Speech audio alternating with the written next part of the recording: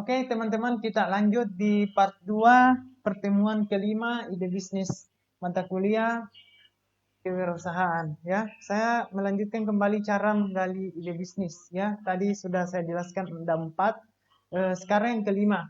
Ya, yang kelima yaitu banyak bergaul dan bergabung dengan komunitas bisnis ya. Jadi teman-teman sekalian di kota-kota besar seperti Makassar itu banyak sekali komunitas-komunitas bisnis yang sedang berjalan ya.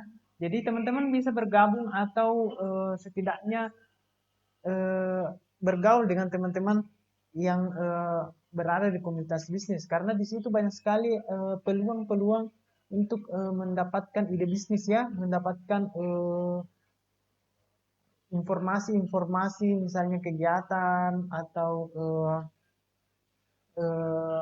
kompetisi atau apalah semacamnya sehingga kalian bisa di situ banyak belajar dan bisa mendapatkan juga ide bisnis ya. Di sini ada beberapa contohnya ya. Yang pertama di sini ada komunitas tangan di atas ya atau TDA ya.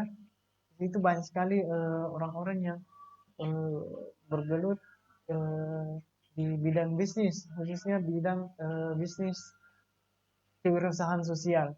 Terus yang kedua ada himpunan pengusaha muda Indonesia. Ya di sini orang-orang keren yang sudah sukses, pengusaha-pengusaha muda bisa banyak sekali di sini ya. Kita bisa membangun jaringan dengan mereka sehingga nanti bisa eh, ada peluang yang bisa kita tangkap dari uh, bergabungnya kita dengan komunitas ini. Terus yang ketiga ada jaringan pengusaha Muslim Indonesia, ya, JPMI. Ya, jadi teman-teman sekalian, jika kalian punya jaringan atau teman yang sudah bergabung di komunitas bisnis, kalian bisa meminta ya untuk diikutkan juga ya, supaya teman-teman bisa banyak belajar di situ juga ya. Yang keenam, mengamati lingkungan sekitar ya. Ya, ini juga ada begitu banyak kebutuhan, permasalahan yang ada di sekitar kita itu bisa menjadi awal bagi kita untuk menemukan ide bisnis yang bisa kita jalankan ya. Nah, eh, di sini saya akan mencontohkan sumber ide bisnis di bidang kuliner ya. Jadi bisnis kuliner ini adalah menurut saya ya adalah bisnis nomor satu di dunia ya.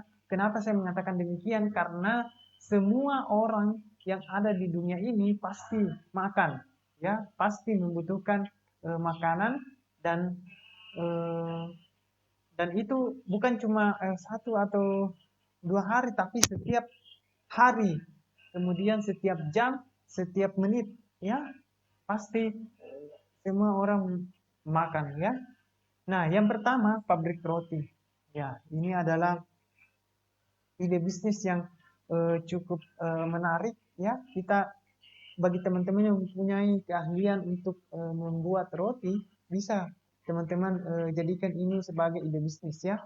Ada banyak roti, jenis roti yang bisa kita eh, buat ya dengan berbagai bentuk yang unik ya, berbagai rasa ya, kemudian berbagai macam bentuk dan sebagainya. Terus yang kedua rumah makan atau restoran ya. Eh, Teman-teman sekalian, kalau kalian perhatikan, coba lihatlah orang-orang Minang ya, di mana-mana di seluruh Nusantara ini pasti ada rumah makan Minang ya. Nah, kenapa bisa seperti itu ya? Karena ini adalah bisnis yang cukup menjanjikan, ya. Dengan modal yang sedikit, kita bisa mendapatkan untung yang banyak. Teman-teman sekalian, rumah makan itu untungnya bisa sampai 3 kali lipat, ya. Karena coba bayangkan, eh, apa namanya, bahan makanan seperti sayuran, ya, seperti ayam itu sangat murah dan mereka bisa jual 4 sampai 5 kali lipat dari harga bahan bakunya, ya.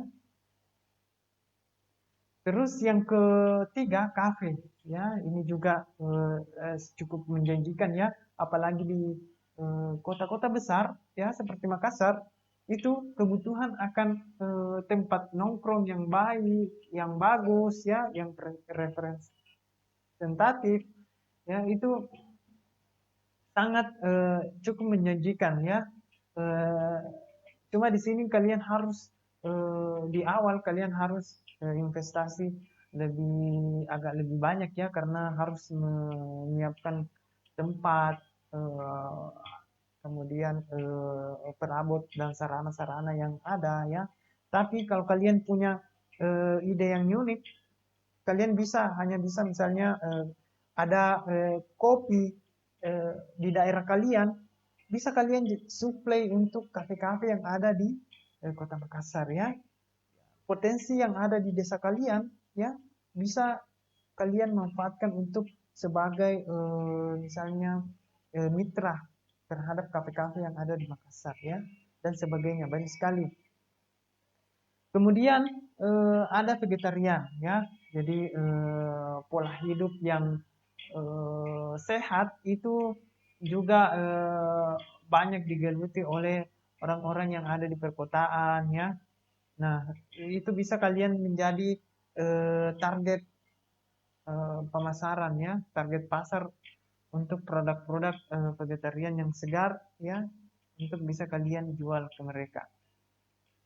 Terus es krim ya dan sirup ya, ini juga eh, salah satu ide bisnis yang cukup bagus, karena penggemar es krim itu sangat sangat sangat besar, dan eh, kita hanya membutuhkan modal yang tidak terlalu besar untuk menjalankan ini. Kita bisa merakit, kita bisa meracik ya, meracik sendiri es krim dengan berbagai varian ya.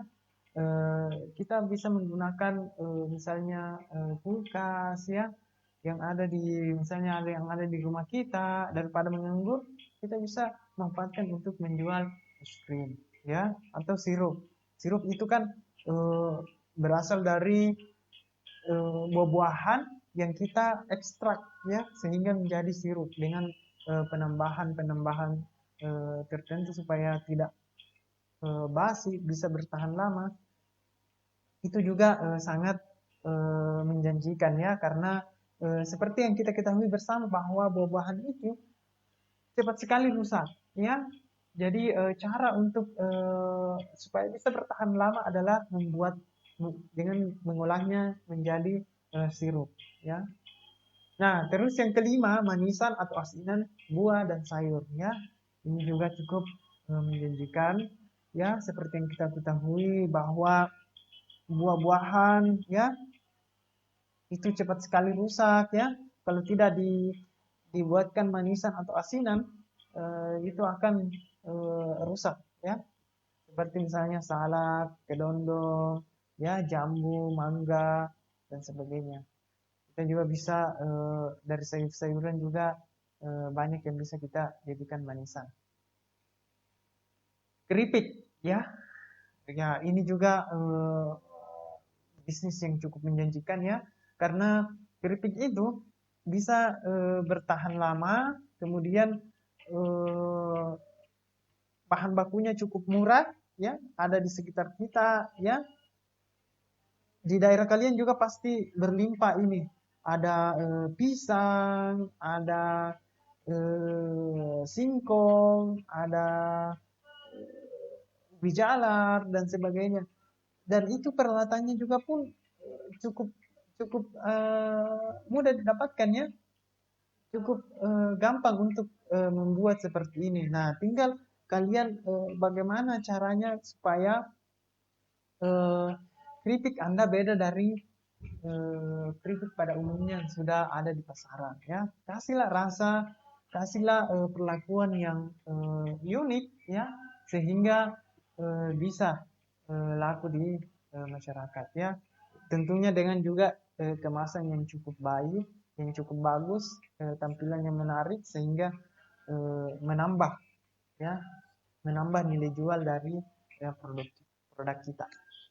Terus yang ketujuh, kue kering. Ini juga adalah salah satu ide bisnis yang cukup menarik ya, karena kue kering itu ya cemilan-cemilan yang senantiasa kita makan ya, tidak mengenal waktu. Ya inilah kue kering ya. Kita harus berusaha mengolah bahan lokal yang ada di sekitar kita untuk bisa menjadi kue yang banyak diminati oleh orang ya.